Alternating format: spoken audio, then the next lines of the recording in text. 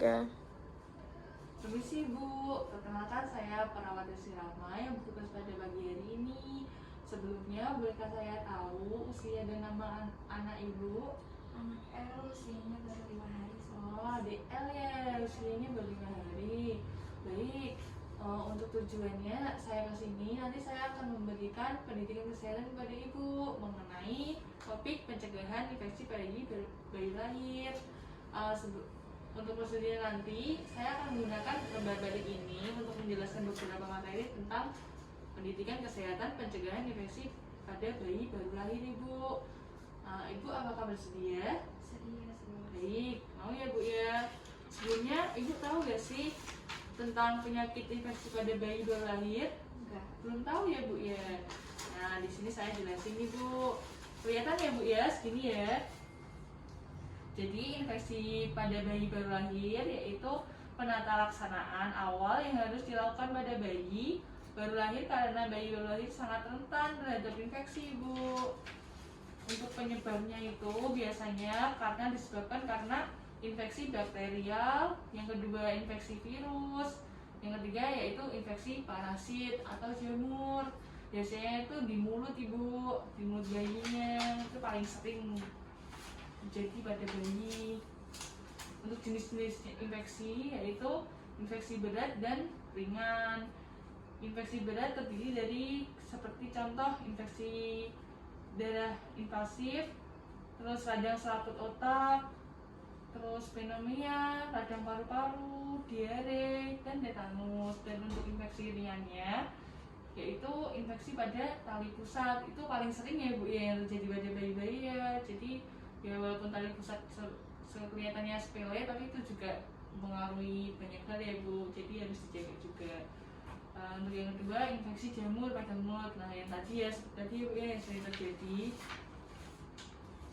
Untuk tanda gejalanya yaitu tidak mau menyusu atau muntah, biasanya itu bayinya nggak mau, terus bisa kejang, bayinya lemah, pergerakannya sedikit, terus sering merintih.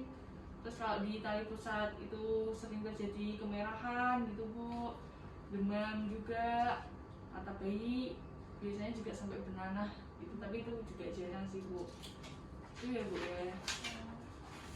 Untuk cara penularannya yaitu biasanya tuh karena sentuhan, terus jadi ciuman kan, biasanya bayi itu sering dicium ya Bu ya, dicium sana sini, kalau bisa ya jangan ya Bu ya.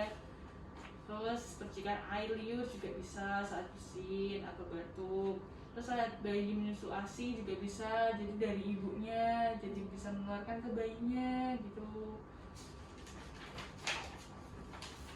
Nah, untuk cara pencegahannya Ibu bisa melakukan mencuci tangan sebelum dan sesudah kontak dengan bayi. Jadi sebelum Ibu megang bayi atau ya siapapun lah yang mau megang bayi Ibu, suruh cuci tangan aja dulu, nggak apa-apa.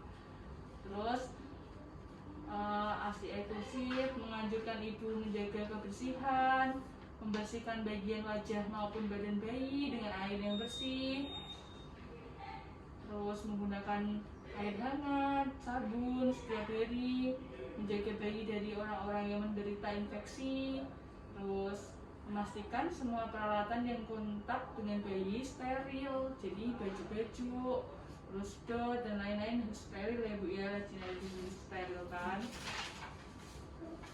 Nah, untuk perawatan infeksi itu sendiri yaitu perawatan infeksi pada bayi baru lahir. Apabila suhu bayi tinggi, lakukan kompres hangat, berikan air susu ibu perlahan-lahan, memberikan salep yang mengandung neomycin, terus memberikan salep mata jika mata itu tadi kemerahan atau bernanah ya Bu ya. Baik, sekarang sudah selesai Bu. Apakah Ibu paham apa yang saya jelaskan? Apakah Ibu tahu tadi? Jika Ibu paham, saya izin bertanya ya Bu ya untuk evaluasi.